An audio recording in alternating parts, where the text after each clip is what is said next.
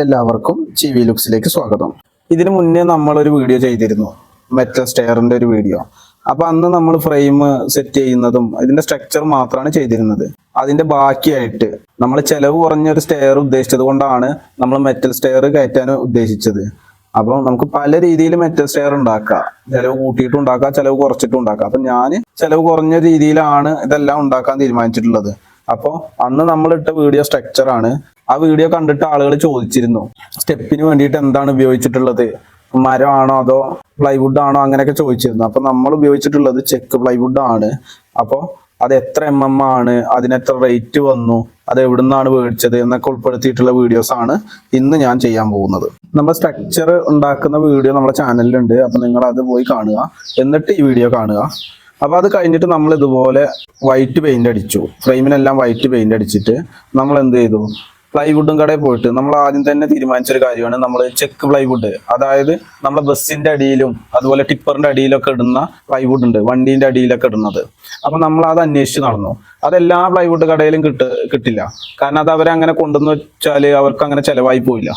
അപ്പൊ നമ്മൾ ഇത് അന്വേഷിച്ചിട്ട് ഒരു 2-3-4 കടയിൽ കയറി നോക്കി. അപ്പൊ അവര് നമ്മളോട് പറഞ്ഞത്, നിങ്ങൾക്ക് വേണമെന്നുണ്ടെങ്കിൽ കൊണ്ടുവന്ന് തരാം. അങ്ങനെ നമ്മൾ 2-3 കടയിലൊക്കെ കയറി. പിന്നെ നമ്മൾ നോക്കേണ്ടത് പ്ലൈവുഡിന്റെ കനമാണ്. ചെക്ക് പ്ലൈവുഡ് പല കനത്തിലും വരുന്നുണ്ട്.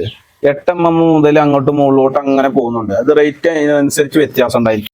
പിന്നെ ഇതിന്റെ സൈസ് വരുന്നത് 8-4, അതുപോലെ 8-5, ഇങ്ങനെ 2 സൈസിലൊക്കെ ഇത് വരുന്നുണ്ട്. ഇപ്പൊ ഇവിടെ 15 സ്റ്റെപ്പ് ആയിരുന്നു ഉണ്ടായിരുന്നത്. അപ്പൊ നമ്മൾ 8-4ന്റെ 2 പീസ് എടുത്തു. ഞാൻ ചൂസ് ചെയ്ത ചെക്ക് പ്ലൈവുഡ് 18 mm-ൻ്റെതാണ്. ഇതെനിക്ക് എങ്ങനെ കിട്ടിയതെന്ന് ചോദിച്ചു കഴിഞ്ഞാല്, നമ്മളവിടെ ഒരു പ്ലൈവുഡ് കട ഉണ്ടായിരുന്നു. അപ്പൊ അവിടെ കുറച്ച് മുന്നേ കൊണ്ടുവന്ന് വെച്ചൊരു ചെക്ക് പ്ലൈവുഡ് ആയിരുന്നു. അപ്പൊ ഇത് അന്വേഷിച്ച് ആരും വരാത്തത് കൊണ്ട്, ഇതങ്ങനെ അവർക്ക് പോവാത്തത് കൊണ്ട് തന്നെ എനിക്കിത് 8-4ന്റെ 18 mm-ന്റെ ചെക്ക് പ്ലൈവുഡ് 3700-ന് കിട്ടി. ഇന്ന് നേരെ മറിച്ച് ഞാന് തൊട്ടടുത്തുള്ള ഇതേപോലെ ചെക്ക് പ്ലൈവുഡ് ഒക്കെ ഇറക്കി തരുന്ന കടയിലൊക്കെ പോയി ചോദിച്ചപ്പം 12 mm-ന് 4200, അതുപോലെ 3800, അങ്ങനെയൊക്കെയാണ് റേറ്റ് പറഞ്ഞിട്ടുള്ളത്. ഇത് പല ക്വാളിറ്റിയിലും ഉണ്ട്. ഏറ്റവും കുറഞ്ഞ ക്വാളിറ്റി എന്ന് പറയുന്നത്, ഇപ്പൊ ഇതില് ഒരു റെഡ് അല്ല, ഇതിലേറെ നല്ല റെഡ് കളർ വരുന്നത് ഒരു പ്ലൈവുഡ് ഉണ്ട്. നമ്മളതിൽ കയറി നിന്നാ വളയോ അങ്ങനെയൊക്കെ ചെയ്യും. എന്നാൽ ഈ വണ്ടിക്ക് അടിക്കുന്ന ചെക്ക് പ്ലൈവുഡ് ആണെന്നുണ്ടെങ്കിൽ നമ്മൾ കയറി നിന്നാലോ ഒന്നും സംഭവിക്കില്ല. നിങ്ങൾ ഇത് ശ്രദ്ധിച്ചാൽ തന്നെ നിങ്ങൾക്ക് മനസ്സിലാവും. ലെയർ ആയിട്ട് അത്യാവശ്യം നല്ല രീതിയിൽ പാക്കിങ് വരുന്നൊരു പ്ലൈവുഡ് ആണിത്. ഇത് നമുക്ക് മെഷീൻ വെച്ചിട്ടായിരിക്കും കട്ട് ചെയ്യാൻ ഒന്നുകൂടി സുഖം. ഉളി വെച്ചിട്ടൊന്നും കട്ട് ചെയ്യാൻ അങ്ങനെ പെട്ടെന്ന് പറ്റില്ല. അത് നമ്മളോട് പണിക്കാർ പ്രത്യേകം പറഞ്ഞു. അപ്പൊ നമ്മൾ ഇതുപോലെ ചെക്ക് പ്ലൈവുഡ് മേടിച്ചിട്ട് ഒരു 2 പണിക്കാരെ വിളിച്ചിട്ട് ഒറ്റ ദിവസം കൊണ്ട് അവര് മൊത്തം സ്റ്റെപ്പ് ഇട്ട് തന്നു. അപ്പൊ നിങ്ങൾക്ക് ഒരു സംശയം ഉണ്ടായിരിക്കും, ഇതിൽ കയറി നിന്നാൽ സൗണ്ട് ഉണ്ടാവുമെന്ന്. അങ്ങനെ സൗണ്ട് ഒന്നും ഉണ്ടാവില്ല. മരം ഇടുന്ന അതേപോലെ തന്നെയാണ്. അത്യാവശ്യം നല്ല ഉറപ്പുള്ള പ്ലൈവുഡ് ആണ് ഇങ്ങനെ ബസ്സിന്റെ അടിയിലും ഇതിലൊക്കെ ഇടുന്ന ചെക്ക് പ്ലൈവുഡ്. അപ്പൊ നമുക്ക് ഇതിന് വന്നത് 2 ഷീറ്റാണ്, 3700-ന്റെ 2 ഷീറ്റ്. അപ്പം നമുക്ക് 7400 രൂപ അങ്ങനെ വന്നു, ചെക്ക് പ്ലൈവുഡിന് വന്നു. പിന്നെ 2 പേർക്ക് ഒരു ദിവസത്തെ കൂലി, അത് 1500 വെച്ച് ഞാൻ കൊടുത്തു, 3000 അങ്ങനെ കൊടുത്തു. അപ്പൊ നമുക്ക് ഇപ്പൊ ഈ ഒരു സ്റ്റെയർ ഉണ്ടാക്കാൻ മൊത്തമായിട്ട് ചെലവ് വന്നിട്ടുള്ളത്, സ്ട്രക്ചറിനൊരു 12500-ഉം, പിന്നെ ചെക്ക് പ്ലൈവുഡിന് ഒരു 7400-ഉം, പിന്നെ ഇവരെ കൂലിയായിട്ട് ഒരു 3000 രൂപയും, അത്രയാണ് വന്നിട്ടുള്ളത്. പിന്നെ ഈ പെയിന്റിങ്ങിനും അങ്ങനെ കുറച്ച് കാര്യങ്ങൾക്കായിട്ട് ഒരു 1000 രൂപ അങ്ങനെയും ചെലവായി. അപ്പോൾ ഇങ്ങനെയാണ് മെറ്റൽ സ്റ്റെയർ ഉണ്ടാക്കിയിട്ട് നമ്മൾ ചെലവ് കുറയ്ക്കുക.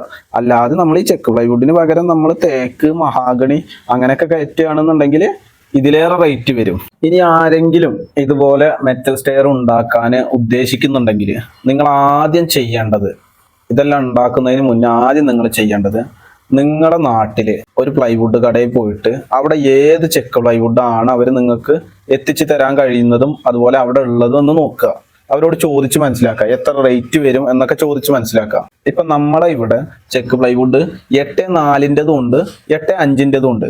നോർമലായ ഒരു സ്റ്റെപ്പിന് 8-4-ൻ്റെ എടുത്തു കഴിഞ്ഞാൽ 8 പീസ് കിട്ടും. അതുപോലെ 8-5-ൻ്റെ എടുത്തു കഴിഞ്ഞാൽ 10 പീസോളം കിട്ടും. ഇതിൽ തമ്മിൽ റേറ്റ് വ്യത്യാസമുണ്ട്. പിന്നെ ഇതിന്റെ കുറഞ്ഞ സൈസ് ഉള്ളതും ഉണ്ട്. ഒരു 8-4-ൻ്റെ ചെക്ക് പ്ലൈവുഡ് എടുക്കുകയാണെന്നുണ്ടെങ്കിൽ 8 സ്റ്റെപ്പ് കിട്ടുന്ന രീതിയിൽ നിങ്ങൾ ഫ്രെയിം ഉണ്ടാക്കണം. അതൊരു നോർമൽ സ്റ്റെപ്പിന്റെ ഫ്രെയിമാണ് വരിക. പക്ഷെ എനിക്ക് സംഭവിച്ചത്, ഞാൻ ഫ്രെയിം സ്റ്റെപ്പിന്റെ അളവിലുണ്ടാക്കി.